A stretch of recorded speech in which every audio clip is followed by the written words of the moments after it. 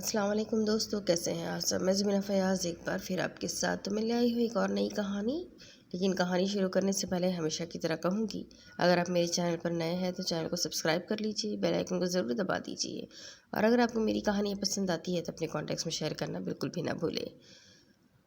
تو شروع کرتے ہیں نئی کہانی۔ یہ کہانی مجھ سے ریکویسٹ کی ہے ڈریم گرل نے، اور اس کہانی کا نام ہے راز آنکھیں تیری، اور اس کی رائٹر ہے مہا گل۔ تو شروع کرتے ہیں راز آنکھیں تیری پارٹ 1۔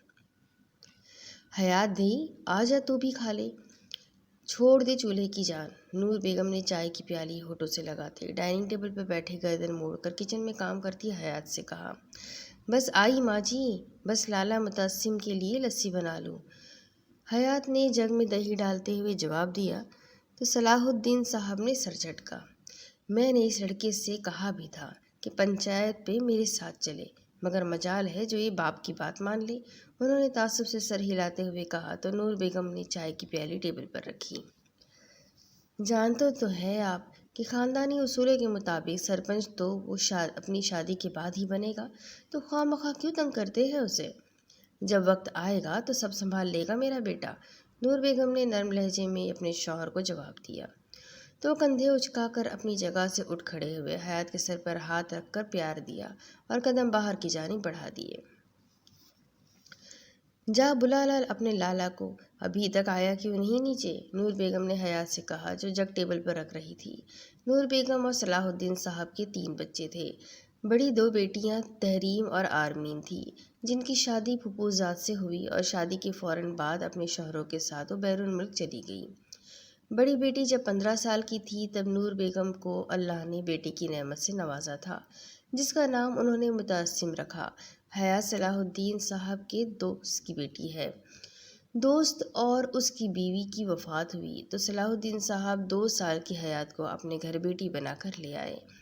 اس وقت 26 سالہ تحریم اور 24 سالہ آرمین کی شادی کو کچھ ہی دن ہوئے تھے، جبکہ متعصم چودھری اس وقت 11 سال کا تھا۔ اپنی بہنوں سے اسے بے حد محبت تھی، اسی وجہ سے وہ حیات کو کبھی ان کی جگہ نہیں دے پایا۔ متعصم بہت حساس دل کا مالک تھا، مگر اس معاملے میں اکثر وہ حیات سے چڑھتا تھا، اور حیات اس بات سے بخوبی واقف تھی، مگر اس کے دل میں متعصم کے لیے اتنی ہی عزت تھی جتنی گھر کے باقی افراد کے لیے تھی۔ جی ماں جی، حیات نے مسکراتے ہوئے کہا، اور ڈائننگ ہال سے باہر قدم رکھے۔ یہ چودھریوں کی لال حویلی تھی، جس کے داخلی دروازے سے اندر داخل ہو تو بہت بڑا صحن نظر آتا ہے، جس کے دائیں جانب کچھ درخت لگے ہوتے ہیں۔ صحن سے نظریں سامنے برآمدے پر جاتی ہے، جہاں بڑے بڑے 6 پلرز بنے ہوئے ہیں۔ برآمدے کی دائیں جانب ڈائننگ ہال آتا ہے، جس کے اندر ہی الگ سے کچن بھی بنایا گیا ہے۔ ڈائننگ ہال اور کچن کے درمیان چھوٹا سا دروازہ ہے، جبکہ کچن اور ڈائننگ ہال میں موجود کھڑکیاں باہر صحن میں کھلتی ہیں۔ برآمدے میں داخل ہو تو سامنے کئی کمرے آتے ہیں، جبکہ درمیان میں بنی سیڑھیاں دوسری منزل پر جاتی ہے، جہاں متعصم چودھری کا راج ہے۔ راج تو اس کا پورے گاؤں پر ہے، مگر اسے گاؤں سے زیادہ لوگوں کے دلوں پر راج کرنے کا شوق ہے۔ یہ حویلی صلاح الدین صاحب کے دادا نے بنوائی تھی، اور ابھی تک اس میں بس چند ہی چیزوں میں رد و بدل کیا گیا تھا جو کہ متعصم چودھری نے کیا تھا، جیسے کمروں میں اٹیچ باتھ روم بنایا گیا، صحن میں آگ پر کھانا بنانے کی بجائے کچن بنا کر گھر کی عورتوں کے لیے آسانی کی گئی تھی۔ حیات چھوٹے چھوٹے قدم لیتی سیڑھیوں کی جانب آئی۔ ابھی وہ پہلی سیڑھی پر قدم رکھتی کہ سیڑھیوں کے دائیں جانب سے چودھری متعصم مغرورانہ چال چلتا ہوا آ رہا تھا۔ اپنی 21 سالہ زندگی میں حیات نے اسے زیادہ تر 2 ہی رنگوں میں دیکھا تھا، سفید یا کالا۔ اگر کوئی تیسرا رنگ ہوتا تو وہ اس کے کندھوں پر موجود شال کا، جو کبھی بھوری، کبھی کالی یا گرے کلر کی ہوتی۔ سفید سوٹ پر واسکٹ کے رنگ بدلتے رہتے تھے، مگر آج وہ سفید شلوار قمیض پہنے، پاؤں میں پشاوری جوتے پہنے، قمیض کے آستینوں کو کونیوں تک فولڈ کیے، جبکہ چاکلیٹ براؤن رنگ سلکی بال سیٹ کرنے کے باوجود ماتھے پر بکھرے ہوئے تھے۔ اپنے بائیں ہاتھ میں اپنی چادر کو فولڈ کر کے پکڑے تیز تیز قدم لیتا نیچے آ رہا تھا۔ ہیزل ہنی آنکھیں اپنی جانب ٹکٹکی باندھتے دیکھتی گرے گرین آنکھوں سے ٹکرائی تو متعصم چودھری نے گھور کر حیات کو دیکھا۔ زندہ ہو یا اس جہان فانی سے کوچ کر چکی ہو؟ کرخت لہجے میں 2 سیڑھیوں کے فاصلے پر رک کر حیات کو دیکھ کر کہا۔ تو حیات نے ہڑبڑا کر 2 قدم پیچھے لیے۔ نہیں لالا، زندہ ہوں، شرمندہ سے ہنستے جو منہ میں آیا بول دیا، مگر متعصم کی گھوری پر ہڑبڑا کر پیچھے ہوئی تو متعصم نے سر جھٹک کر قدم آگے بڑھائے۔ ناشتہ بنا دیا؟ گویا کہ وہ جانتا تھا کہ وہ ناشتہ بنا کر ہی اسے بلانے آتی ہے، مگر بات جاری رکھنے کی نیت سے پوچھا تو حیات نے اس بات میں سر ہلا دیا۔ منڈی ہلانے کے بجائے زبان کو زحمت دے دیا کرو، جو میرے علاوہ دوسروں کے سامنے اپنے جوہر دکھاتی ہے، میرے سامنے چلنے سے گھس نہیں جائے گی، متعصم نے سخت لہجے میں کہا۔ تو حیات نے گھور کر اس جلاد کی پشت کو دیکھا جو اب ڈائننگ ہال میں داخل ہو کر اپنی چادر کو کرسی کی پشت پر رکھ کر اپنی ماں کے ساتھ والی کرسی پر براجمان ہو چکا تھا۔ متعصم کے اس عمل پر حیات نے خون کے گھونٹ پیے، کیونکہ وہ حیات کی کرسی تھی، مگر جب متعصم چودھری اس پر اپنی چادر رکھ لیتا تو وہ اس کی ہو جاتی، اور پھر اس کی چادر کی موجودگی میں کسی اور کا اس کرسی پر بیٹھنا سب سے بڑا گناہ ہوتا تھا لاٹ صاحب کی نظر میں۔ اب جا کہاں رہی ہو؟ جب سب کام مجھے خود ہی آ کر کرنے تھے تو ناشتہ بنانے کی زحمت بھی نہ کرتی، وہ بھی میں خود بنا لیتا، کچن میں جاتی حیات کو پلٹ کر دیکھتے ہوئے طنزیہ لہجے میں کہا۔ تو حیات نے ہوکوں کی طرح منہ کھولے اس جلاد کو دیکھا جو جگ کی طرف اشارہ کر رہا تھا۔ اے متعصم، یہ کیا تجھ میں جناتوں کی روح گھس جاتی ہے؟ ایسا سلوک تو ہم اپنی دہی سے کبھی نہیں کرتے، جیسا تو لاٹ صاحب کرتا ہے۔ کسی دن میرا صبر جواب دے گیا نا تو میری لاٹھی ہوگی اور تیری ٹانگیں، نور بیگم نے سخت نظروں سے متعصم کو گھورتے ہوئے کہا، جو حیات کے لسی گلاس میں ڈالنے کے بعد کرسی کی پشت سے ٹیک لگائے اب لسی پینے میں مصروف تھا۔ اب تو بیٹھ جا، کوئی ضرورت نہیں باورچی خانے میں جانے کی، ملازمہ کر لے گی، نور بیگم نے حیات کی کلائی پکڑتے صلاح الدین صاحب کی کرسی پر بٹھاتے ہوئے کہا تو متعصم نے سر جھٹکا۔ یہ لے چھوٹے صاحب ناشتہ، ملازمہ نے ٹرے میں سجا ناشتہ متعصم کے آگے رکھتے ہوئے کہا تو متعصم نے ایک نظر ناشتے کو اور ایک نظر اپنے سامنے بیٹھی حیات کو دیکھا۔ پچھلے 6 سال سے اس کے ہاتھ کا کھانا کھانے کی عادت تھی، اب تو شاید اسے کسی اور کے ہاتھ کے کھانے کا ذائقہ بھی یاد نہ ہو۔ کبھی کبھار دوستوں کے ساتھ باہر کھانا کھا لیتا تھا، مگر گھر آ کر حیات کے ہاتھ سے ضرور کچھ کھاتا تھا۔ اپنی ماں کے بعد اسے صرف حیات کے ہاتھ کا کھانا پسند تھا۔ جب 15 سالہ حیات نے کچن سنبھالا تو تب سے متعصم چودھری کو اس کے ہاتھ کے بنے کھانے کی عادت ہو چکی تھی۔ بھوک نہیں ہے مجھے، اٹھاؤ اسے، ٹرے پیچھے کھسکاتے ہوئے کہا تو کھانا کھاتی حیات نے چونک کر اسے دیکھا، مگر سر جھٹک کر کھانا کھانے میں مصروف ہو گئی۔ ماں جی، مجھے ضروری بات کرنی ہے، متعصم نے اپنے بالوں میں ہاتھ پھیرتے ہوئے کہا تو نور بیگم اس کی جانب متوجہ ہوئی۔ ہاں بول پتر، اپنا ڈانٹ نہ بھول کر لہجے میں ممتا کی چاشنی لیے جواب دیا تو متعصم کے لبوں پر مسکراہٹ رینگ گئی۔ میرا دوست تھا نا ایمان شاہ، آپا کے پاس جب گیا تھا وہاں ملا تھا جو، نور بیگم کے ہاتھ تھامتے ہوئے کہا تو انہوں نے پرسوچ نظروں سے متعصم کو دیکھا۔ ہاں یاد آ گیا، وہ جو پڑھنے آیا تھا، نور بیگم نے یاد آنے پر کہا تو متعصم نے اس بات میں سر ہلایا۔ جی بالکل، اس کی خالہ کی شادی ہے تو پاکستان آیا ہے اور ہم سب کو انوائٹ کیا ہے، مطلب دعوت دی ہے، 1 ہفتے بعد ہم لوگوں کو جانا ہے، چلیں گی نا آپ؟ متعصم کے کہنے پر نور بیگم نے مسکراتے ہوئے اس بات میں سر ہلا دیا۔ ویسے سوچو تو کیا بات ہے، لڑکا جوان بھی ہو گیا اور ماں کی بہن کی اب شادی ہو رہی ہے، نور بیگم نے تھوڑی پر انگلی ٹکاتے ہوئے کہا تو حیات کی کھنکتی ہوئی ہنسی گونجی۔ متعصم نے گھور کر اسے دیکھا، وہ سگی خالہ نہیں ہے، اس کی والدہ کی کزن ہے، اس کے پیرنٹس کا کار ایکسیڈنٹ میں انتقال ہو گیا تھا تو اس کے والدہ اسے اپنے پاس لے آئے تھے، کافی چھوٹی تھی وہ تب، اب وہی لوگ ان کی شادی کروا رہے ہیں، مگر رشتے میں وہ ایمان کی خالہ لگتی ہے، مگر عمر میں صرف 2 سال ہی بڑی ہے۔ متعصم نے سخت نظروں سے حیات کو دیکھتے ہوئے اپنی چادر کو کندھوں پر ڈالتے ہوئے کہا تو نور بیگم نے سر ہلانے پر اکتفا کیا اور اپنی نشست سے اٹھ کھڑی ہوئی۔ اللہ نصیب اچھے کرے ہر بیٹی کے، ماں باپ کا سایہ ہمیشہ اولاد پر سلامت رکھے، نور بیگم نے قدم باہر کی جانب بڑھاتے ہوئے کہا تو ان کی دعا پر حیات نے دل ہی دل میں آمین کہا، جبکہ چہرے کی رنگت پل میں پھیکی پڑی۔ متعصم اپنی زیرک نگاہیں حیات کے چہرے پر ٹکائے اس بات پر حیات کے چہرے کے اتراؤ چڑھاؤ دیکھ رہا تھا۔ حیات کی نم آنکھیں دیکھ اپنے جبڑے سختی سے بھیجے۔ اگر آج اگر مجھے پتہ چلا کہ تم اپنی نکمی سہیلیوں کے ساتھ گاؤں کی گلی گلی میں مٹر گشت کرتی پھر رہی ہو تو حیات بیگم اپنے دماغ میں یہ بات بٹھا لو، گھر آ کر وجہ پوچھنے کی بجائے ٹانگیں توڑ کر کمرے میں بند کر دوں گا۔ متسم کی سرد آواز پر حیات نے جھٹکے سے سر اٹھا کر اسے دیکھا، جو موبائل پر کچھ ٹائپ کر رہا تھا۔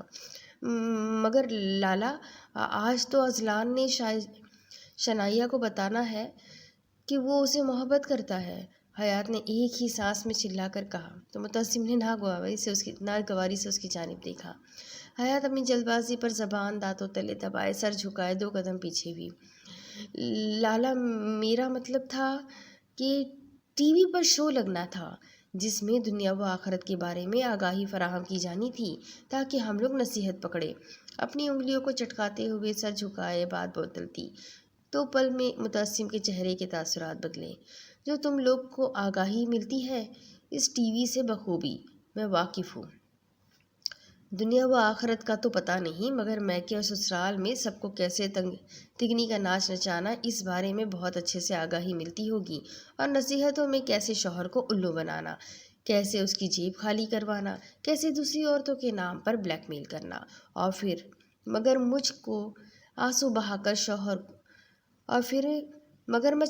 بہا کر شوہر کو پاگل بنانا۔ ایسی نصیحتیں تو ڈیٹیل میں ملتی ہوگی۔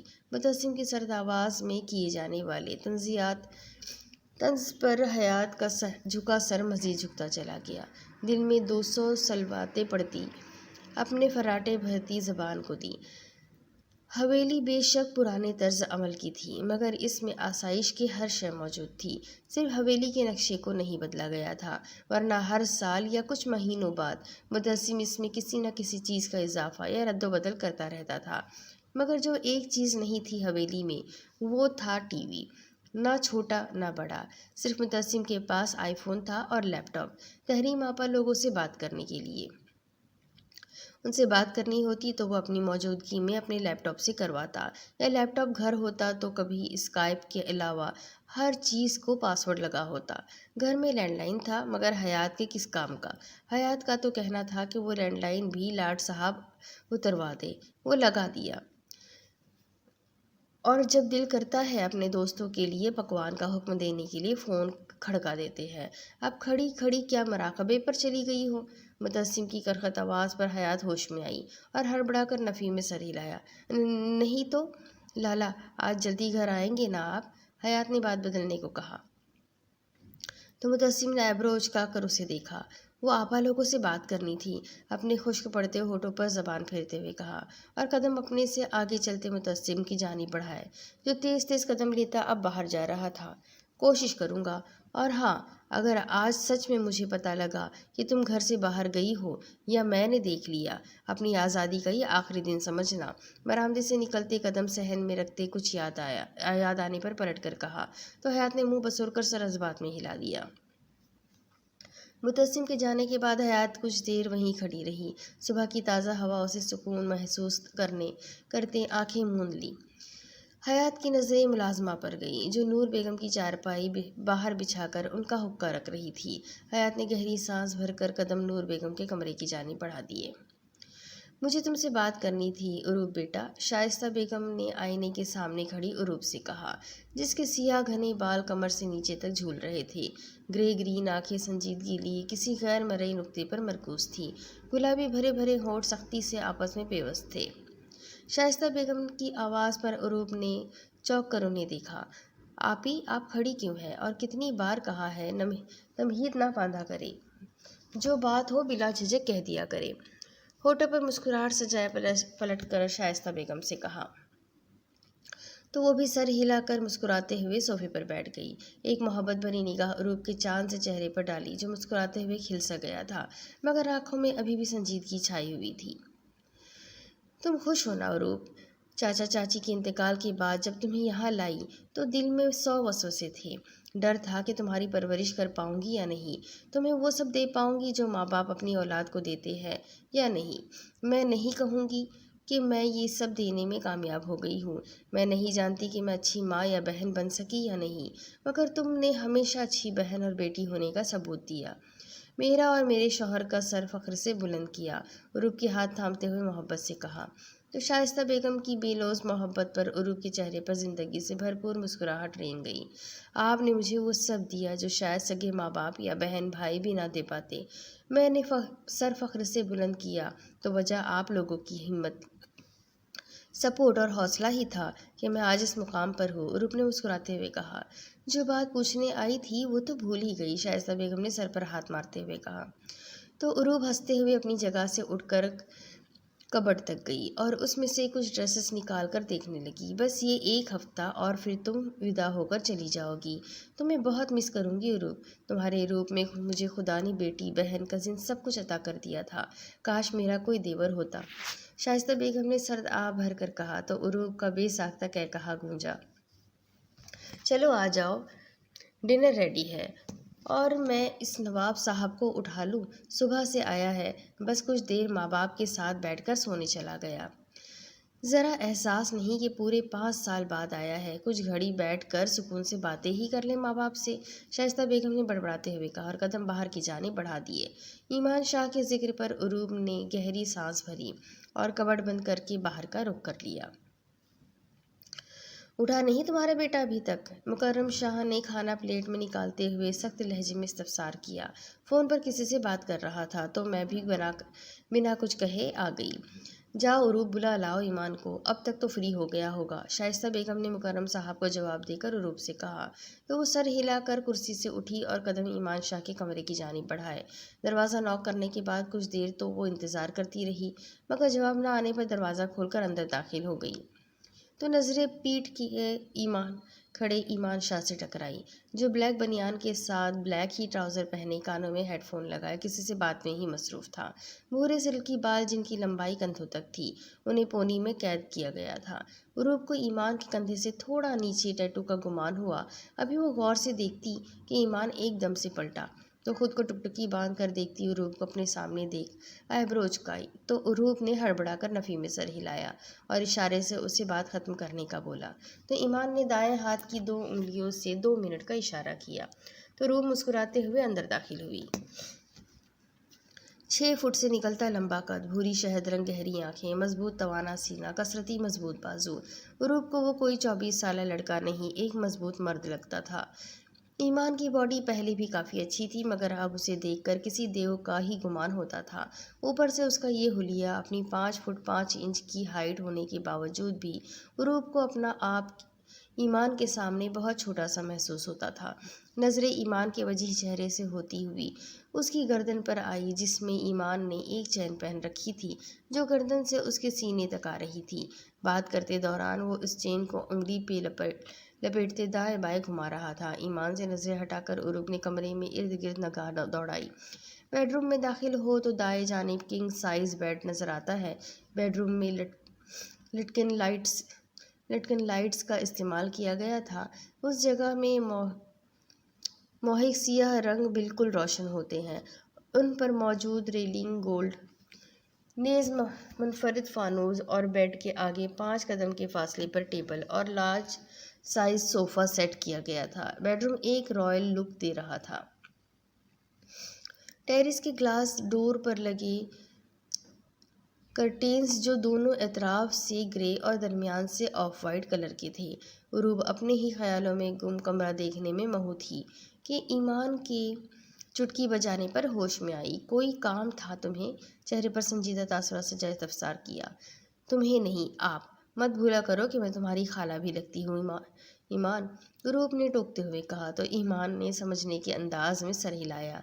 مان نہیں ایمان، آپ بھی مت بھولیں کہ میرا آپ سے کیا رشتہ ہے۔ میری ماں کی سگی بہن نہیں ہے آپ، اور میں کسی کو بھی خود سے بلا وجہ فرینک ہونے کی اجازت نہیں دیتا۔ عروب کو دو بدو جواب دیا تو عروب نے گھور کر ایمان کو دیکھا۔ مگر جہاں تک مجھے معلوم ہے تمہاری گرل فرینڈز اسی نام سے بلاتی ہے نا تمہیں، عروب نے طنزیہ لہجے میں کہا، مگر یہ بھول گئی کہ جسے وہ 5 سال پرانا معصوم لڑکا سمجھ رہی تھی، اب وہ استنبول کا مشہور پلے بوائے کہلاتا ہے، بے باک اتنا کہ اپنے عمل سے زیادہ اپنی آنکھوں کی زبان سے ہی دوسرے انسان کو منہ چھپانے پر مجبور کر دیتا ہے۔ رائٹ، میری گرل فرینڈز بلاتی ہیں، مگر وہ مان کے علاوہ اور بھی بہت سے الفت بھرے ناموں سے مجھے بلاتی ہے۔ آپ سمجھ تو رہی ہیں نا، مینرز غربت کے نشے میں چور، جذبات کی رو میں بہہ کر پکارا جانے والا نام، اور ابھی ایمان اور گل افشانی کرتا کہ عروب کا ہاتھ اٹھا اور ایمان کے گال پر اپنا نشان چھوڑتا چلا گیا۔ مجھے امید تھی کہ تمہاری فطرت پر غیرت مند خون اثر کرے گا، مگر افسوس یہ خون تو بس تمہاری رگوں تک محدود رہ گیا۔ فطرت پر تو صحبت اپنا رنگ رچا چکی ہے۔ تو ثابت ہوا ایمان شاہ کہ تمہاری فطرت پر خون صحبت سے مات کھا گیا۔ عروب کے ایک ایک لفظ چبا کر کہنے پر ایمان نے مٹھیاں بھیج کر اپنے اشتعال پر قابو پانے کی کوشش کی۔ گردن اور بازو کی رگیں تن کر واضح ہو گئی تھی، مگر عروب کے چہرے کے تاثرات ویسے ہی سرد رہے۔ آؤٹ، اس سے پہلے میں تمہاری عمر کیا ہمارے درمیان موجود رشتے کا بھی لحاظ کیے بغیر دھکے دے کر باہر نکالوں، خود ہی میری نظروں سے دور ہو جاؤ، دبے دبے لہجے میں پھنکارتے ہوئے کہا۔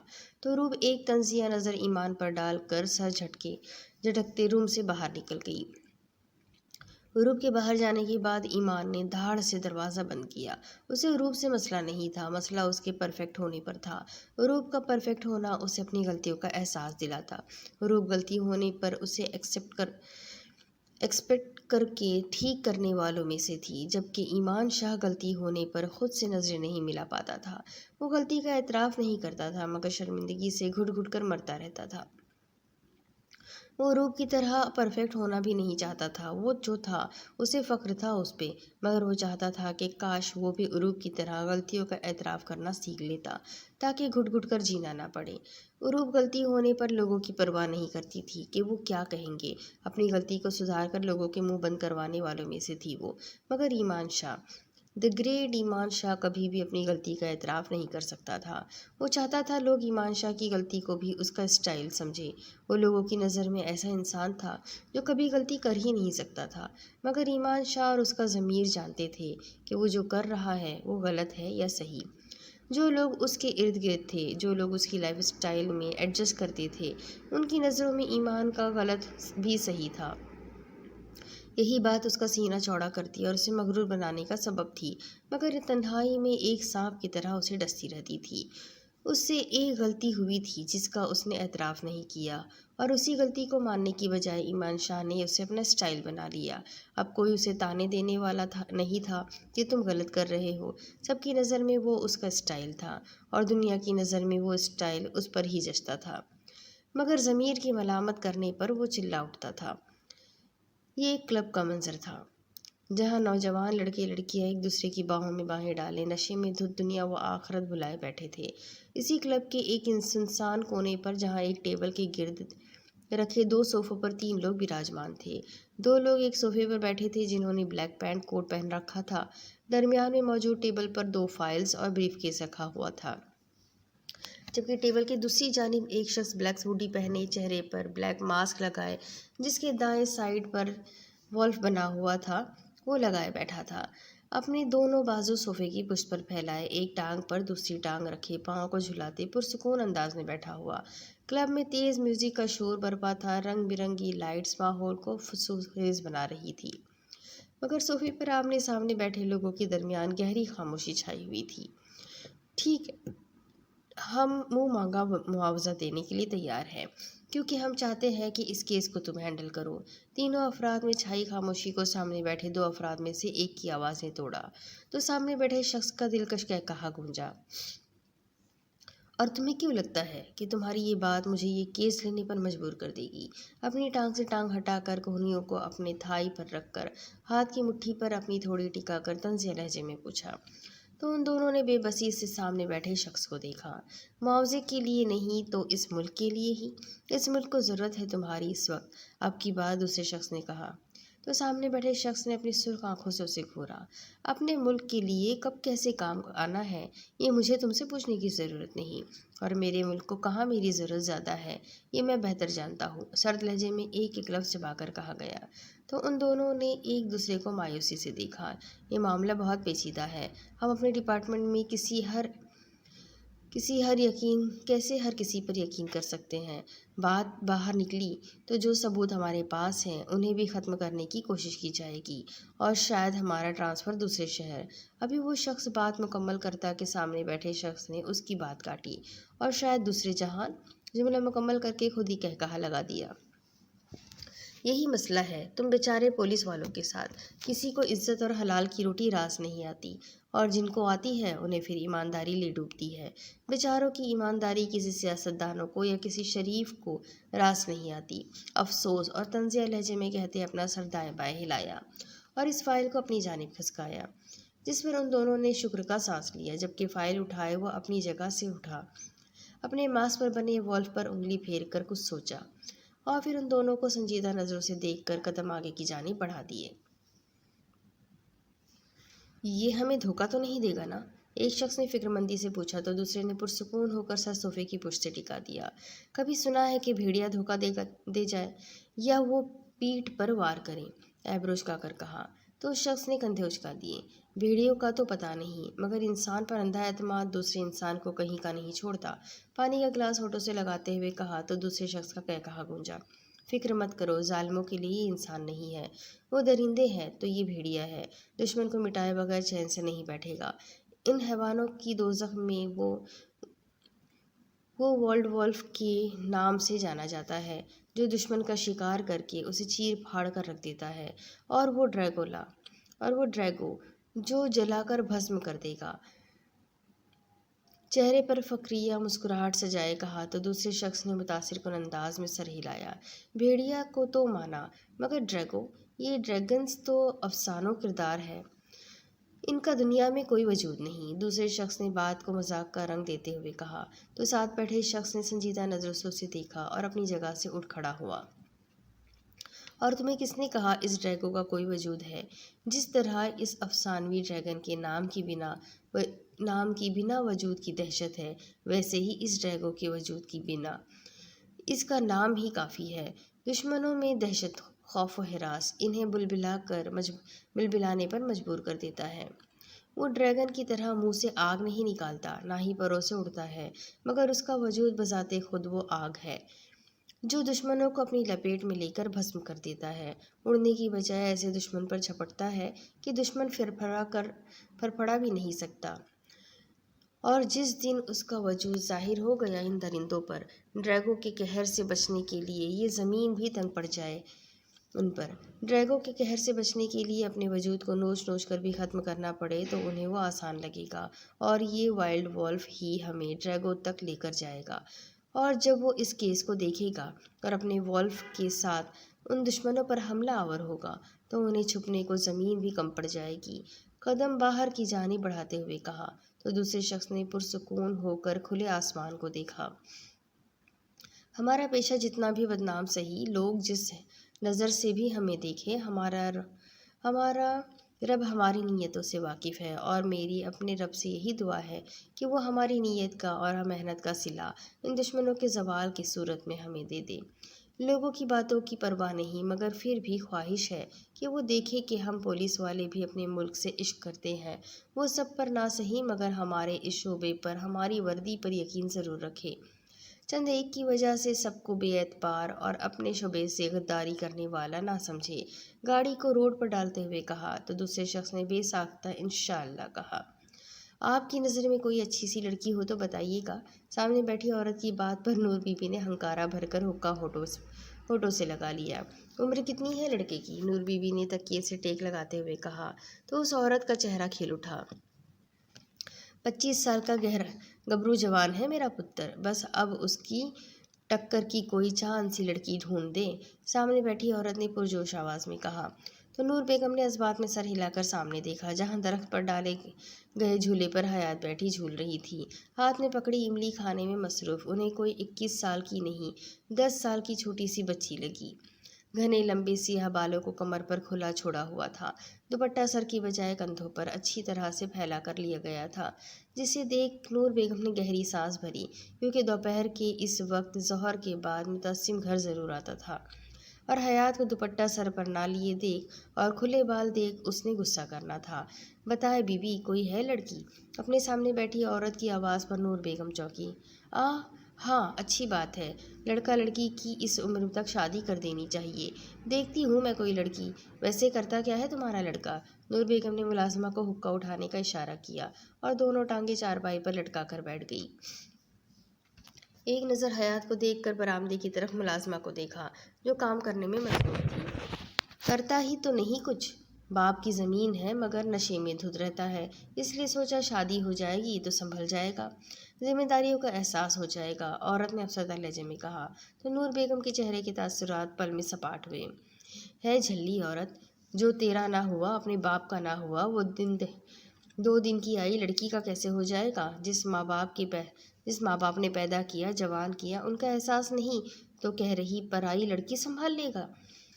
کچھ حیا کر، جس کے سر پر بوڑھے ماں باپ کی ذمہ داری اور وہ نشے میں دھت رہتا، باپ کا آسرا نہیں بن رہا، وہ کل کی آئی لڑکی کیا محافظ یا سائبان کیا خاک بنے گا؟ جب جنا تو نے، جوان تو نے کیا، تو تربیت کرنا، اس کی اصلاح کرنا بھی تیرا فرض، نہ کہ جو بیاہ کے لائے گی اس کا۔ اللہ ہدایت دے تم لوگوں کو، جانے خدا کا خوف کیوں نہیں رہا لوگوں کے دلوں میں؟ خود کو نشہ کر کے برباد کر رہا ہے، کل کو اس معصوم بچی کو بھی برباد کر دے گا۔ کیوں کسی معصوم کی ہائے لینی ہے؟ میری بات نہ کان کھول کے سن لے، پہلے اپنے پتر کا علاج کروا، اسے انسانیت کے قابل بنا، پھر کسی کی بہن بیٹی بیاہ کر لائیو۔ کیونکہ کوئی رشتہ کرے نہ کرے مگر اب نور بی بی کسی کو تیرے نشئی بیٹے کے ساتھ اپنی بیٹی کی زندگی تباہ کرنے نہ دے گی۔ نور بیگم تو بھڑک ہی اٹھی، ان کا بس نہیں چل رہا تھا کہ اس عورت کا بیٹا سامنے ہو اور وہ اسے 2 لگا دے، لیکن نور بی بی ابھی وہ عورت کچھ کہتی کہ نور بیگم نے اپنی لاٹھی اٹھا کر اسے خاموش رہنے کو کہہ دیا۔ بیٹی کا غم باپ کی کمر توڑ دیتا ہے اور ماں کو جیتے جی مار دیتا ہے۔ وہ منہ سے نہ کہے مگر اولاد کو تکلیف میں دیکھ جو دل سے آہ نکلتی ہے نا، وہ سیدھا عرش الہی تک جاتی ہے۔ کیوں کسی کے ماں باپ کی بد دعائیں لینی ہے؟ کوئی عمر نہیں گزر رہی، علاج کروا، 1-2 سال کو رچا دیے بیاہ، مگر علاج کے بنا شادی کا سوچنا بھی نہیں، کرخت لہجے میں کہہ کر قدم برآمدے کی جانب بڑھا دیے، اور جو حیات کو ٹوکنا تھا کہ دوپٹہ سر پر لے متبسم آنے والا ہوگا، وہ اپنے غصے کے باعث کہنا ہی بھول گئی۔ اب اس کے آگے کی کہانی میں آپ کو اگلی قسط میں سناتی ہوں کہ آگے کیا ہوگا۔ یہ جاننے کے لیے میرے ساتھ بنے رہیں، اگلی قسط میں پھر ملیں گے، تب تک کے لیے اللہ حافظ۔